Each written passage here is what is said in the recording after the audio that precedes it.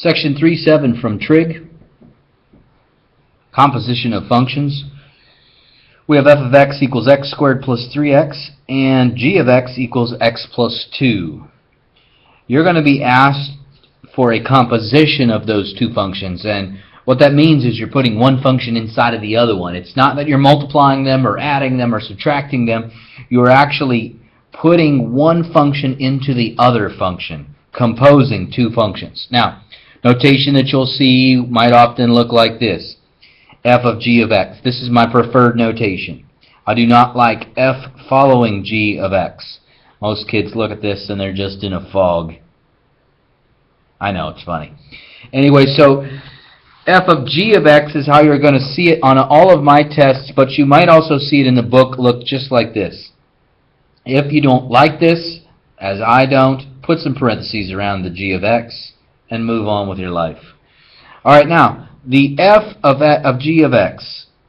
When I want to find the composition, I always start by asking myself, what does the function on the outside do to every value that you put into it? According to this, it looks like the function on the outside squares the original value and adds 3 times the original value to that.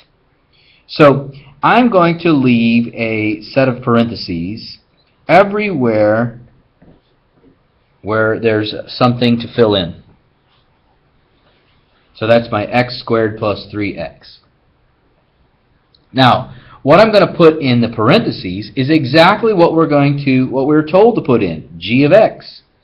G of x is x plus 2. So I'm going to take this and I'm going to put it here and here.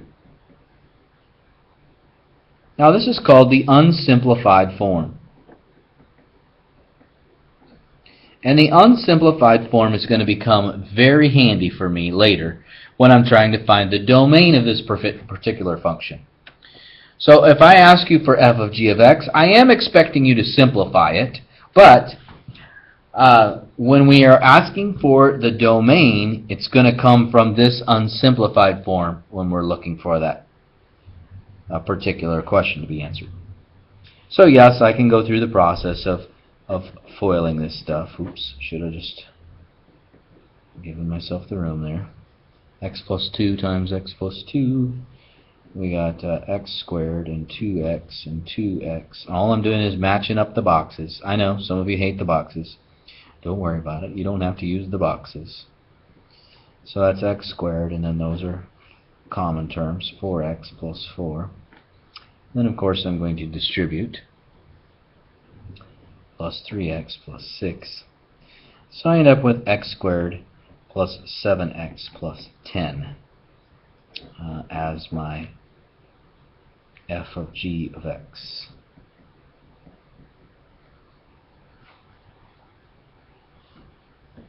Alright, now we can try it the other direction, g of f of x. Or if you see g following f of x, that's what that little circle means. It means following, it doesn't mean times. None of this is multiplication. We are putting one function into the other one. Well, look back at what the g function says. Look back at what the g function says in order to see what I'm supposed to do here. So, for instance, the g function says, whatever you plug into it, add 2. I'll take you back up to the beginning and show you that. Whatever you plug into it, add 2. So that's the one on the outside. The one on the outside is where I find my parentheses. Now, what am I going to put on the inside? I'm going to put in f of x, which is x squared plus 3x. Now, this is called the unsimplified form. By the way, in that last example, this would be the simplified version.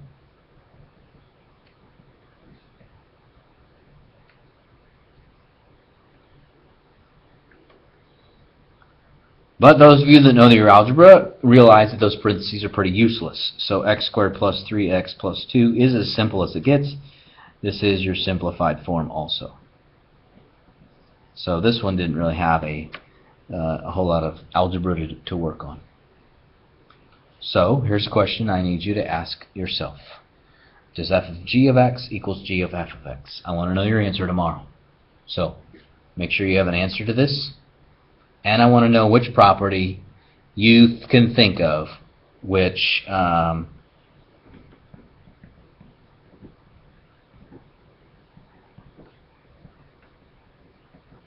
property is this discussing?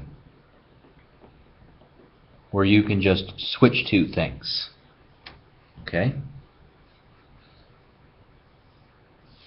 Question 1. Okay, for you to work on right now. It's time for you to practice. Find f of g of x and g of f of x for these two functions. And I will take a look at what you have in your notes tomorrow. Now, in terms of finding domain and of composition functions, I need to go over an example like this with you. So we've got f of x, which is the square root function, and g of x, which is x to the fourth. Find the domain of these two functions. Okay, so the f says we want the square root of whatever we're going to put into it, and we're going to put in g of x, which is x to the fourth. So this is called my unsimplified version. In the unsimplified version, is there any number in the universe which you cannot raise to the fourth power? No. I think I can raise any number to the fourth power. When I do that, I'll end up with a positive number. Once I do that, I'm going to take its square root. Can you take the square root of a positive number? Sure. So when we ask about domain, we're somewhat stopping in the middle of the simplifying process, and we figure out that the domain for this is all reals. Okay, and we've used that symbol before, you know, that R with the double bar on it. Okay? No number in the universe which you can't raise to the fourth. All of those turn out positive, and we can take the square root of a positive number. Now, what is the simplified version? Well, the square root and the x to the fourth, they do a little bit of canceling, right? 2, which is the index on a square root, goes into 4 twice. So the simplified version is x squared. Okay. Pretty easy to see that, simplified version.